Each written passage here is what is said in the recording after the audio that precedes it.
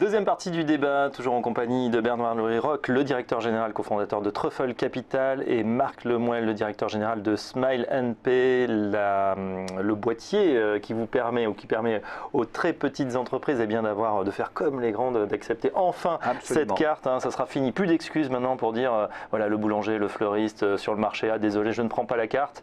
Et éviter aussi, vous le disiez Bernard-Louis pendant la pause, le fléau du chèque. D'ailleurs, une étude a montré que selon un récent sondage, plus de 7 personnes sur 10 en France préfèrent la carte bleue. C'est loin devant l'argent liquide, 15% simplement. Et encore le chèque un petit peu désuet, mais utilisé encore, 9% des gens. Cette nouvelle stratégie, ces moyens de paiement mobiles, ça permettra d'éradiquer complètement le chèque. Bercy pousse en tout cas pour cette solution. Oui, absolument. D'abord, on fait rentrer les commerçants dans l'économie formelle, puisque ce sont des flux qui deviennent des flux digitaux, classiques, qui peuvent être ensuite réemployés dans l'économie, les flux qui passent par Smile NP. Et puis le chèque pose beaucoup de problèmes. C'est un outil traditionnel de paiement, mais qui aujourd'hui, à l'ère digitale, n'a pas véritablement, si on le regarde de façon très objective, n'a pas vocation à exister. Le chèque nécessite un traitement manuel conséquent, à la fois de la part de celui qui l'encaisse, puisqu'il doit l'envoyer à sa banque, il y a des délais, et puis la banque aussi, il y a beaucoup de fraude sur les chèques. Vous êtes sur un marché, vous vendez, ou vous êtes vendeur à domicile, vous vendez un produit à quelqu'un qui vous paye par chèque, vous repartez, et puis vous vous apercevez quelques jours après qu'il est sans provision. Ça n'arrive pas avec Smile NP. Donc c'est un véritable... La transaction ne sera pas acceptée si évidemment il n'y a pas d'argent sur le compte. Si l'argent n'est pas sur la carte, sur le compte qui est lié à la carte, il n'y aura pas de paiement. Voilà, on est dans le même circuit exactement que la banque classique. Alors du côté du commerçant, ça peut être aussi le moyen, c'est une question naïve, mais je me dis, tiens, voilà, si j'ai envie d'envoyer ça sur mon compte à l'étranger, est-ce que c'est possible? Pour ce qui nous concerne, Smile NP, non, ça n'est pas possible. Nous n'ouvrons une relation avec un commerçant qu'à deux conditions principale. La première, c'est qu'il ait une immatriculation au registre national du commerce ou lorsqu'il est auto-entrepreneur à l'INSEE, donc obligatoirement un numéro SIRET. Okay. Alors, ce qui d'ailleurs permet à un certain nombre d'associations de bénéficier du service, les associations qui sont SIRETées. Il y a un certain nombre d'associations SIRETées, et d'ailleurs si une association n'est pas SIRETée, elle peut facilement obtenir un SIRET, et nous pensons qu'il y a un potentiel là aussi dans les associations qui manipulent de l'argent. Il y a un secteur économique dans les associations. Donc ça, c'est la première condition, obligatoirement une entité connue. Et deuxièmement, l'entité va indiquer sur le back-office le compte sur lequel elle veut que les fonds soient remis, et ce compte doit obligatoirement être situé en France. Voilà. Donc nous n'acceptons pas que les fonds soient envoyés sur des comptes situés à l'étranger, qui ne sont pas nécessairement illégaux. Je veux dire, on a le droit d'avoir des comptes dans l'Union européenne, mais pour des raisons de contrôle, de sécurité, nous exigeons que ces comptes soient situés dans une banque française. Alors, donc totalement dans la réglementation, et traçabilité également totale. Traçabilité totale, absolument. Absolument. C'est très important, aussi bien pour les utilisateurs que pour l'écosystème dans lequel nous intervenons.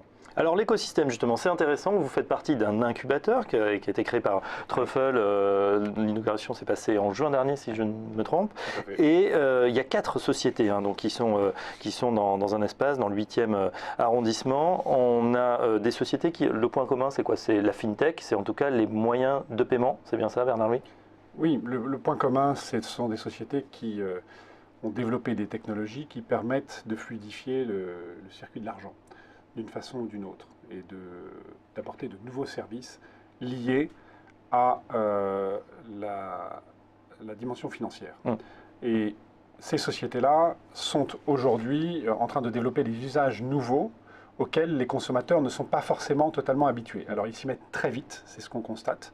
Nous avons inauguré l'incubateur en juin dernier avec 4 sociétés. Nous constatons sur chacune de ces sociétés une progression très très importante, une adoption par les partenaires, particuliers ou entreprises, qui se répand très fortement. Mais c'est vrai qu'aujourd'hui encore, il est ancré dans l'esprit des gens qu'on ne fait un prêt que dans une banque, on ne place son argent que dans une banque, on n'emprunte que dans une banque. Et on a une carte bleue ou rouge ouverte ou dorée que dans sa banque, alors que dans sa banque. Par exemple, vous proposez avec PayTop, qu'on a reçu également le mois dernier, une carte, alors là c'est extraordinaire puisqu'elle est multidevise, donc ça intéresse tous ceux qui voyagent beaucoup. Une carte multidevise, c'est quoi? C'est tout simplement un portefeuille multi-wallet où on peut utiliser indifféremment l'euro, le dollar ou la livre sterling en fonction du pays, mais on est toujours sur le même compte. Absolument, c'est un compte sans frontières, PayTop, donc qui est sur le cloud, totalement sécurisé, dans lequel vous pouvez avoir des pounds, des dollars, des euros, et les envoyer à des personnes avec lesquelles vous voulez correspondre n'importe où dans le monde. Ils pourront retirer cet argent-là en cash, c'est ce qu'on appelle du transfert. Vous pouvez, sur ce compte-là, commander les devises avant votre voyage, c'est très pratique. Moi, je l'ai fait encore récemment, vous commandez les devises d'un pays qui est plutôt exotique. Si vous allez dans votre banque, ça va être compliqué. Et cher. Et là, vous arrivez dans le pays avec vos devises, vous êtes immédiatement opérationnel. Et vous avez aussi la possibilité, toujours avec ce compte PayTop, d'avoir une carte qui est elle-même en plusieurs devises. C'est-à-dire que si vous allez aux États-Unis avec la carte PayTop, vous êtes reconnu comme un utilisateur américain. Vous pouvez acheter sur Netflix en étant reconnu comme un utilisateur américain, mais vous pouvez aussi aller retirer de l'argent, payer chez tous les commerçants aux États-Unis. Vous ne payez pas de frais accessoires. Alors que quand vous voyagez, en général, vous recevez sur votre relevé bancaire un mois après, 3 semaines après, et vous voyez tout un tas de surprises au-delà du change. Le challenge, c'est aussi le transfert d'argent qui est très très important. Là aussi, très facilement sur Internet. Voilà, j'ai mon fils, ma fille qui est à l'étranger, qui a besoin d'argent, je peux lui envoyer. Voilà. Vous avez testé également? Je le fais tout à fait régulièrement. Avec votre fille? Avec mes filles. Ça m'arrive, là c'est pour ça que j'ai mis mon téléphone sur avion. On approche de la fin du mois et en général j'ai un petit coup de fil, on me dit transfère-moi un petit peu d'argent pour acheter un sandwich ou je ne sais quoi. C'est immédiat, c'est-à-dire je transfère.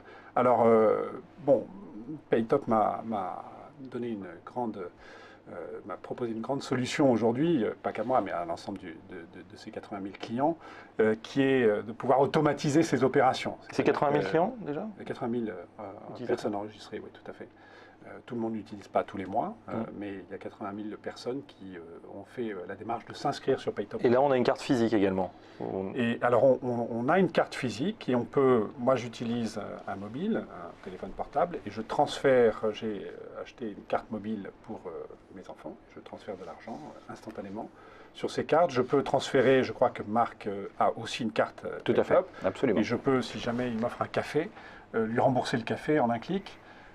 C'est très pratique. C'est vraiment très pratique. Je l'ai d'ailleurs sur moi. C'est le monde digital. Je peux le rembourser en dollars, en pounds, en euros. On montre la carte. On peut montrer la carte. La carte, voilà, une carte classique, un PayTop, on le voit bien. Oui, on le verra pas d'ici. Marc, justement, une question pour vous. Le fait d'être dans un environnement comme ça, un incubateur, ça fait penser un peu à ces clusters aux États-Unis, c'est-à-dire ce maillage. Voilà, on s'entraide. Comment ça se passe? Vous avez des discussions parce que vous êtes ils sont sur le transfert d'argent, vous aussi. On n'arrête pas. On est dans la fintech, on est plus dans la tech ou dans la fin?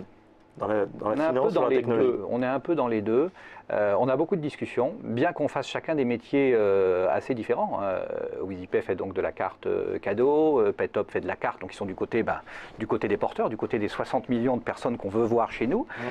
Crédit.fr, c'est encore une autre activité, mais on se parle plusieurs fois par jour, aussi bien sur les problématiques réglementaires de toute nature, car qu'on soit du côté émission ou acceptation, il y a quand même des problématiques communes, que sur des aspects marketing.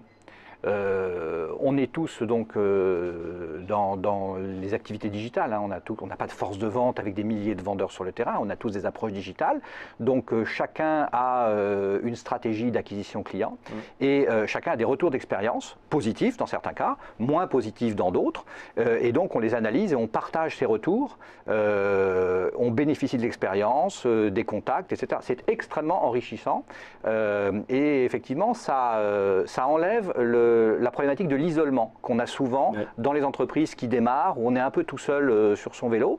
Donc là, la conjugaison du fait d'avoir notre actionnaire de référence à proximité qui aussi nous aide beaucoup dans la réflexion stratégique, dans les opportunités de partenariat, dans la communication, et puis donc des collègues qui ont des expériences complémentaires, c'est extrêmement enrichissant et ça nous permet d'avancer tous, je pense, les uns et les autres beaucoup plus rapidement.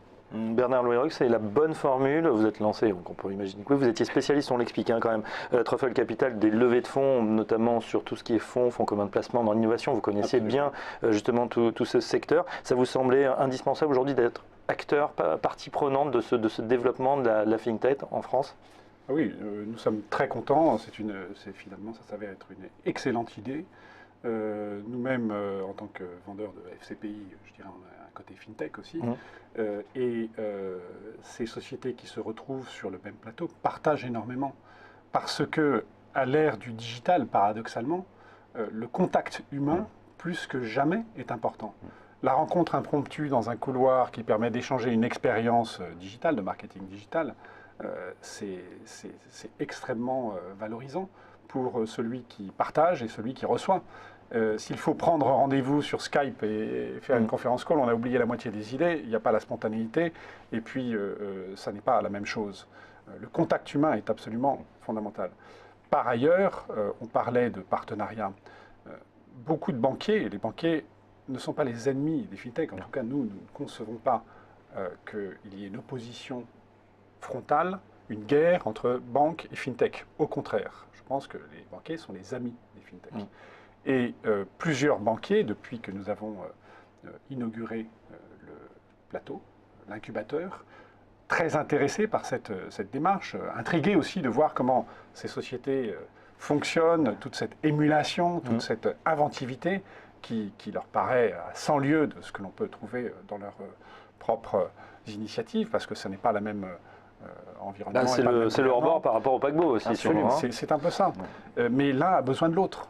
Ce ne sont pas les mêmes fonctions. Et donc, ce que je voulais vous dire, c'est que beaucoup de ces banquiers qui sont très ouverts d'esprit, il faut quand même le reconnaître, sont venus nous voir, ont partagé, il y a eu des échanges, et il y a des marques d'intérêt pour diverses types de collaboration.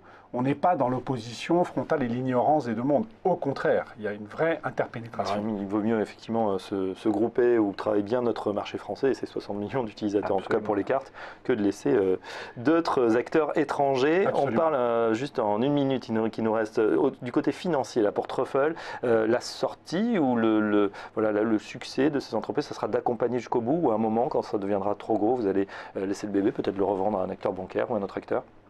Oui, chacune de ces sociétés a vocation à être leader de son secteur. Donc on construit brique après brique un édifice qui va émerger comme étant un édifice solide, majeur sur son marché dans 2, 3, 4, 5 ans. Ceci étant accompli, ou en phase d'être accompli, il y aura effectivement plusieurs possibilités. La première possibilité, c'est que ces sociétés-là, ayant un tel leadership, je dirais, consolident le secteur, s'introduisent en bourse, prennent véritablement le marché, symbolisent le marché. La deuxième possibilité, c'est qu'un acquéreur se présente, que ce soit une banque qui veut pénétrer certains marchés qu'elle n'adresse pas et prendre une grosse part, que ce soit des acteurs étrangers de l'Internet ou du monde financier, et effectivement, ces acteurs-là sont aussi à l'affût pour se dire j'attaque le marché français, non pas en rachetant effectivement un réseau avec des agences, mais en rachetant une plateforme digitale. Qui est déjà existante. Écoutez, c'est tout le malheur qu'on vous souhaite, mais pour l'instant, il y a encore un petit peu de boulot. Il faut effectivement réussir sur ces marchés. Donc, on vous souhaite bon courage. À Marc Lemoine, directeur général de Smile NP, merci beaucoup de nous avoir présenté votre solution. Merci également à Bernard Louis-Roch, le directeur général cofondateur de Truffle Capital, d'avoir expliqué ce modèle, on le rappelle, l'incubateur de Smile NP. Paytop, WeezyPay et Crédit.fr. On aura l'occasion d'en reparler sur le plateau de Direct Gestion. Ce débat est maintenant terminé. Je vous donne rendez-vous demain, même heure, 9h30 à 10h pour un nouveau débat. Tout de suite, c'est Lucie Morlot pour Direct Investisseur. Bonne journée à tous.